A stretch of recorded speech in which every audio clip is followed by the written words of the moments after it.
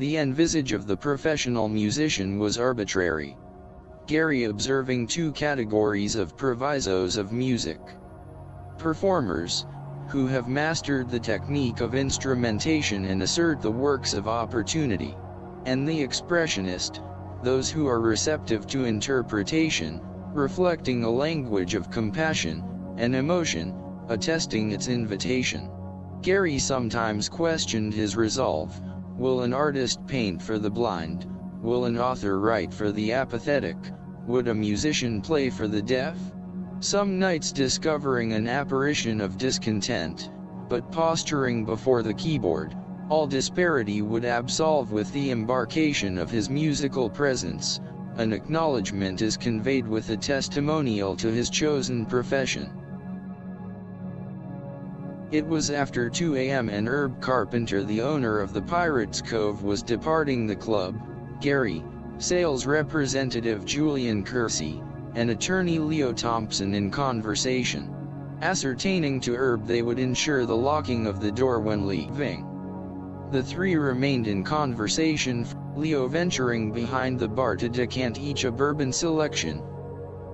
The attorney returning with the liquid inspiration in hand, the discourse continuing without interruption. The phone ringing was noted, the pianist hesitant in acknowledgement, the club being destined as closeted for the night. Giving its continued summons, Gary finally responding, it was Bob, the night desk clerk from the lobby. Bob's statement was perplexing. There's beer running down the hall into the lobby. The musician's immediate response was, you gotta be kidding. Exiting the club, hurrying down the short distance to the lobby, finding Bob was correct in his assumption, there was a foaming liquid retreating from beneath the club entrance door and navigating down the hall. Re-entering the club and tracing the exiting liquid path, Gary discovering the culprit. Leo, after venturing behind the bar, had removed his coat, placing the garment on a draw beer spigot. The pulling weight of the coat apparently turned on the tap, the brew flowing down the apparel, bypassing the drain. Once finding the floor, the fragrant liquid flowed under the bar to the entrance door and down the hall to the lobby. A question was raised on how much of the 15-gallon keg had been dispersed on its journey from the club. The answer remains in a state of uncertainty, as likewise was the disposition of Leo's coat. A new volition for in-car music, the under 8-track tape player having made the automotive scene.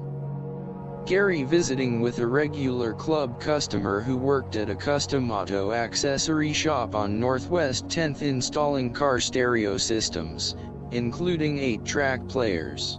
During the conversation about automotive 8-track players, the customer mentioned that they had some old trade-ins, and if Gary wanted one, he would bring one in.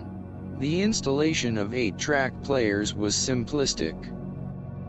Reba Green, a Cove waitress, finding out about his 8-track appropriation, introduced him to a new group on 8-track, the Mystic Moods Orchestra. Their brass and string selection having the sounds of nature in the background, thunder, rain, and wind. Gary enjoying his new addition, appreciating the diversity of the Pirates Cove clientele. It wasn't unusual for the through-the-week road-traveling tradesmen to make gifts of their demo products to those who provided the club services. The Pirates Cove 2 a.m. closing at times was advantageous.